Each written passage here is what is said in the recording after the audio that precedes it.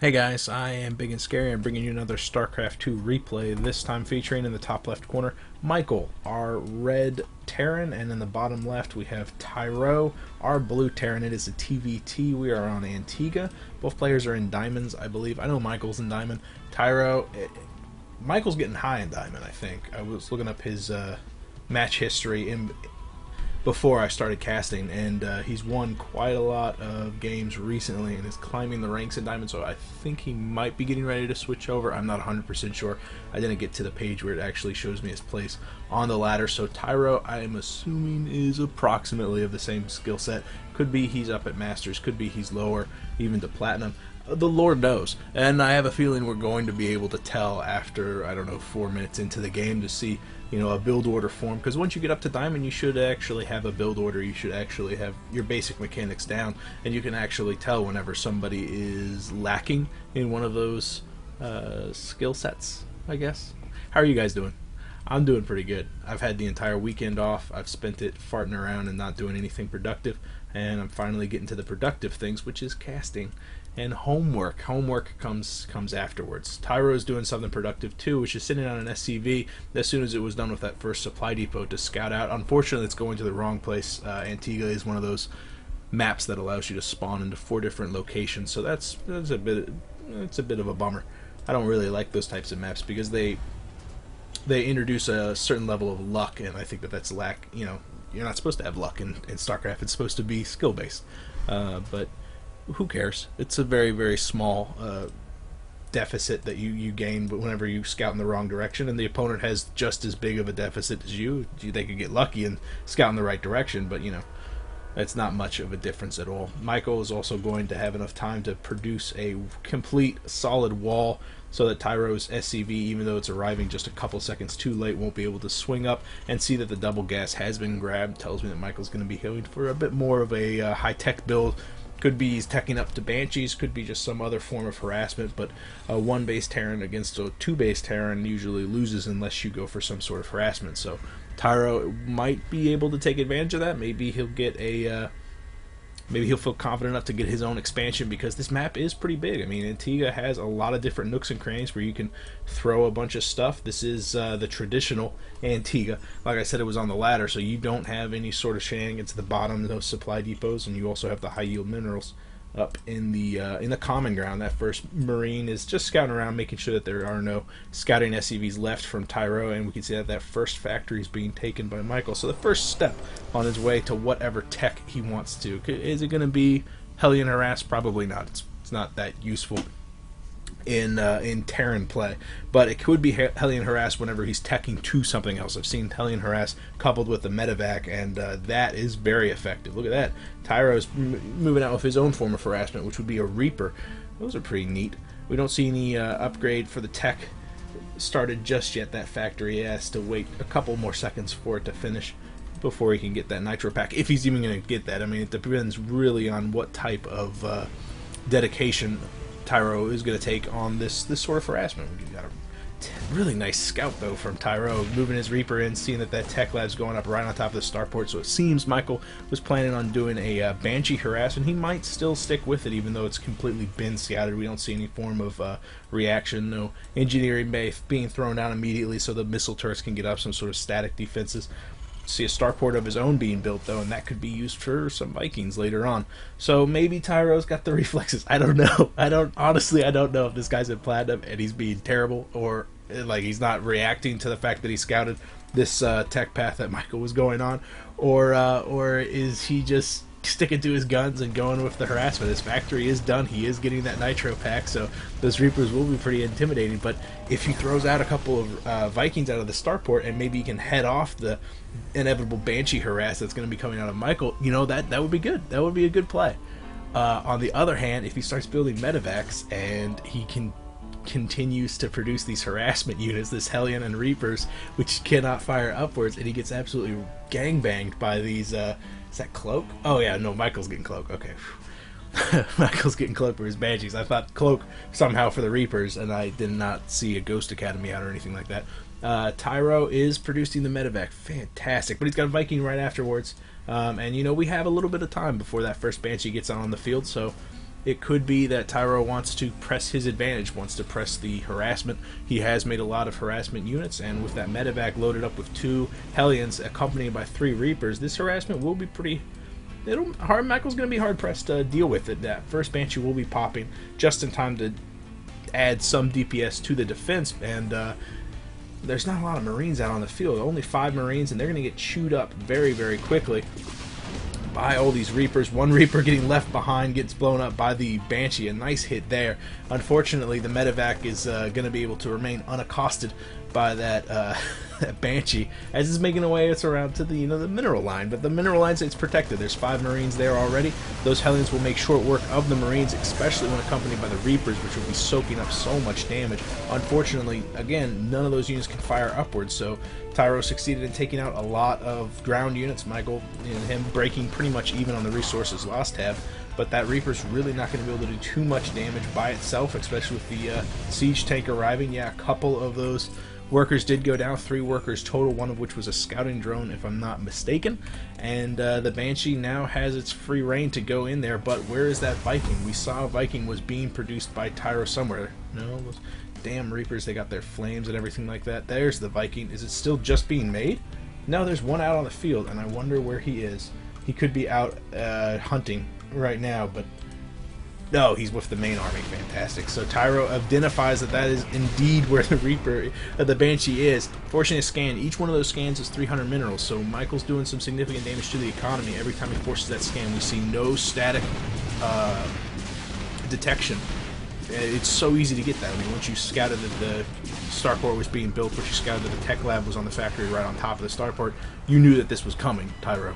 So you throw it on an engineering bay, you spend 100 minerals to get a missile turret up, and you've got static defenses, and that's 225 minerals or something like that, and you've blown 2 scans right now, trying to deal with these Banshees, and then even then you haven't killed any of them, and the small lead that you had by killing all those workers has disappeared because you just didn't get it, and now you're building an engineering bay. Fantastic, I'm proud of you. 3 Reapers, one of the Banshees had ran out of energy, and so it had uncloaked. Another scan going down, so now we're at almost 1,000 minerals trying to deal with this harassment. And again, the engineering bay finishes, so now we have cleared 1,000 minerals. The missile turret is being built, but this Banshee is just going to work. And again, Tyro, oh man, Tyro, I feel you. But this is why it's important. If you get a unit like the Reaper in the middle of the base, look around just for a second and actually read what you're seeing. When you see a starport right on top of a factory, and the factory is building a tech lab, and the starport's still being built, you're going to know that something tech lab is coming out of a starport, and you're going to know that it's a Banshee. Yes, you could have ravens, but if it's going to be a raven, it's going to be a very, very long time coming.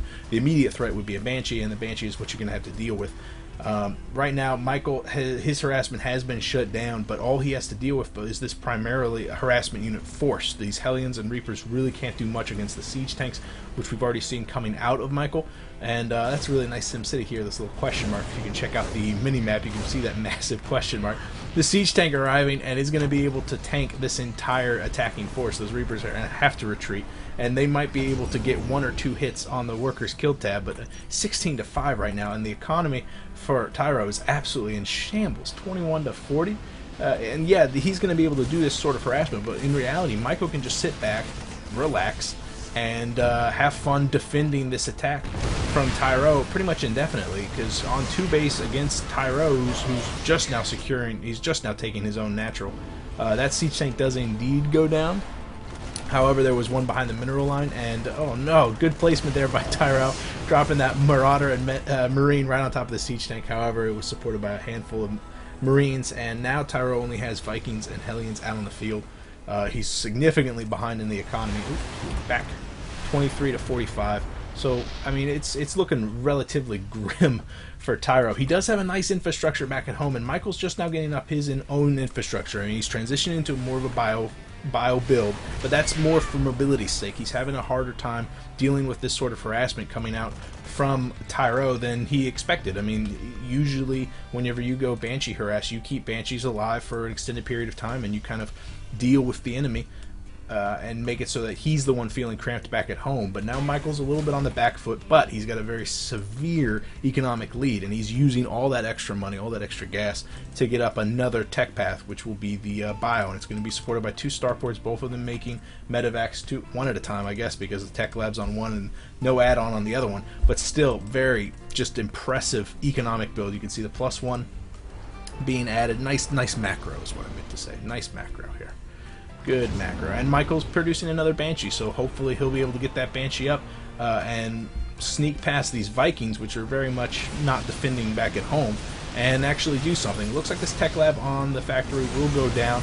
So will that siege tank. However, Mykal is using this push from Tyro to take some real estate of his own, pushing off into the middle, leaving Tyro completely unaccosted in his own base, pulling a bunch of SCVs. Look at this Warrior's kill tab, heavily in the favor of Mykal for a period of time, but now that those Hellions and Marines and Marauders go to town on them, it's swinging way back in the favor of Tyro. So Mykal's going to have to do some impressive damage with that push that's just now reaching the natural. That natural is going to be protected by a couple of SCVs pulled, as well as some Marines. At the same time, Tyro, there's no saturation here at Mykal's home base, so that economic lead that he had for a period of time has gone completely to the wind, and there's no medevacs here to protect Mykal's investment. He doesn't have combat shield, he doesn't have stim. The +1 is finished, but the armor is not, and this bioforce from Tyro is got some severe upgrade advantage. Those Marauders are basically having a field day with this infrastructure. The single factory that Mykal has is going to go down, so we're not going to see any more siege tanks on the field for an extended period of time. But Mykal has succeeded in taking down this natural. There's no saturation there at all. 36 to 18 right now, because remember, a couple of those. Oh, pardon me, that factory survived. Good for him. Yes, that's not bad. A couple of the SCVs were pulled by Tyro to protect this natural expansion, which failed and ultimately resulted in another hit to the economy. So 37 over 18.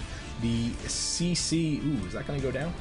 CC is burning down, but it's got enough energy to drop down 2 mules, so it shouldn't die. And it looks like the saturation up here at Mykal's home base is going to be picked back up. And the infrastructure, yeah, it did take a hit, but none of the most expensive units went down. The tech lab on the starport went down, but honestly, we got to move away from Banshees at this point, move back into the more traditional bio build. Mykal has an advantage, he's going to keep it.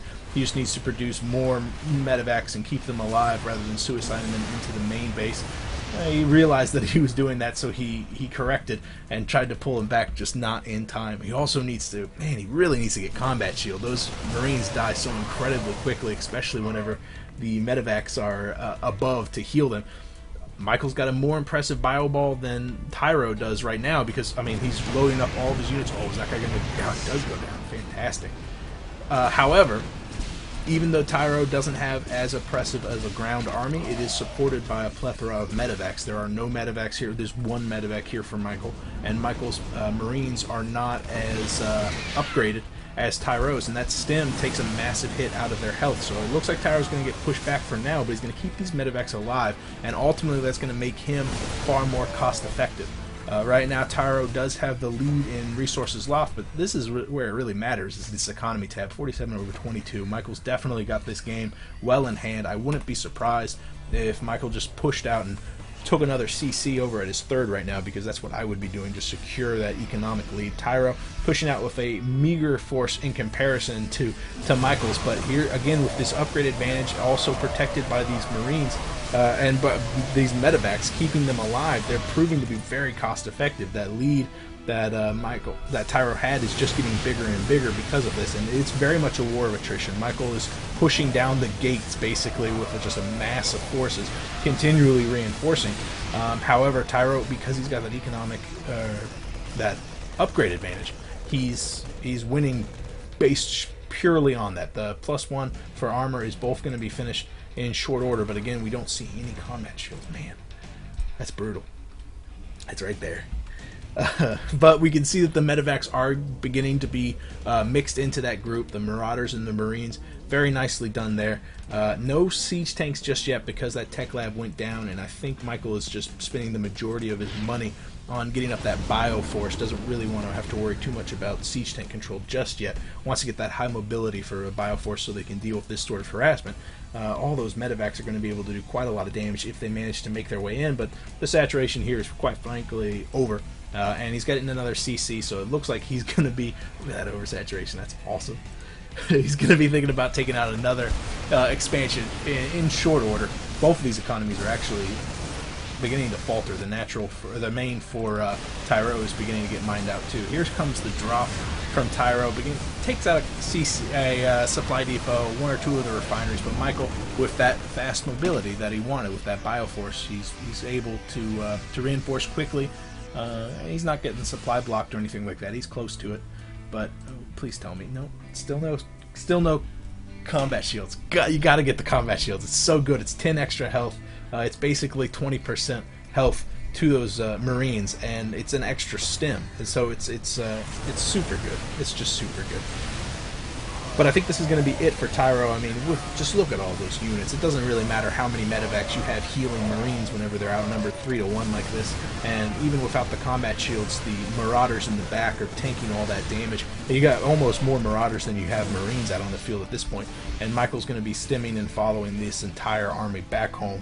I really don't see how Tyro is going to be able to hold this unless Mykal turns around to deal with this drop. Another drop from Tyro, but instead of turning his entire army around, he's just turning all of his reinforcements to that army around. A couple of the Marines and Marauders have extended themselves a little bit too far away from the medevacs, taking just a little bit of damage before the medevacs arrive to heal them up, but Mykal easily just overflows them. It looks like Tyro has won the force in the middle, won the battle in the middle of the main base, but Mykal has a far more substantial force in Mykal's front door, and is going to be pushing up and dealing a heavy hit to the remaining infrastructure that Tyro has. And in reality, all Mykal needs to do is take out one or two Marauders, and that's going to be it for this counterattack from Tyro. And he realizes that. He taps out. It looks like Mykal's going to be taking this game. So yeah, Tyro did not react properly to the scouting. He saw what he needed to see, which is the double gas, the factory, the starport with the tech lab, and you got to know that Banshees are coming. Very, very short order of that, and plus it's a 1-1-1, so that sort of mid-level aggression by tech or by just ground placement of those siege tanks, so you have to know. And when you see that, do yourself a favor, throw down an engineering bay. You don't even need to construct the missile turrets. Just throw down that engineering bay and get up a Viking first instead of a medevac if you already have that infrastructure, and go hunting. If you miss it, you can throw up a missile turret in no time, maybe keep a little bit of energy extra so you can throw up a scan in short order. But a missile turret is definitely an investment that you're not going to miss the money on, especially if the Banshees turn out to be as successful as Mykal's did, which is what, they had like 12 kills by the end of it. It was brutal. It was brutal, and Mykal had twice as many SCVs out on the field. On the other hand, Mykal, your transition into Marines was not as fluid as it could have been. You got to get those upgrades out. Don't forget to reinforce them with the higher tech. The reason Marines and Marauders are good is because medevacs are supporting them, and also those siege tanks in the back can make them pretty much unstoppable. When you have that Terran War Machine, that build is incredibly awesome whenever it's in full effect. And unfortunately, you're relying too much on just the Marines and the Marauders to be good, but without their upgrades making them good, they're really just first tier units. And because of that, you took quite a lot of hits from Tyro, and Tyro stayed in this game a little bit longer than he should have, because you had a ridiculous economic lead throughout the entire game. You could have steamrolled this guy a couple of times. Don't be afraid to push out and take a third. You had map control for a very long time. You were having a hard time dealing with this harassment. That's because you didn't have Vikings out, and you didn't play to your strengths, which is that high mobility of the Marines. It's okay. That drop, not this drop, the drop before it, where they took out one or two supply depots and the refinery, that is a perfectly acceptable loss, especially if you've taken out and taken a third, and this is your main that they're dealing just a little bit of damage to. That's fine, especially at this level play. what's more important is that you keep the lead that you had, and the lead that you had was all those harvesters, all those SCVs. But then look at them; they're just kind of crammed up here, and they're not mining any more than just one base. You're technically on the same teal as Tyro, because you were both on one base for a period of time. Because of that, you need to push out. You need to be more comfortable and take out that third, and then you're going to be seeing the drops here at the third rather than at your main.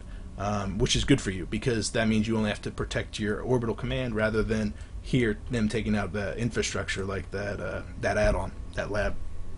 It's enough for me. I was ranting. I apologize.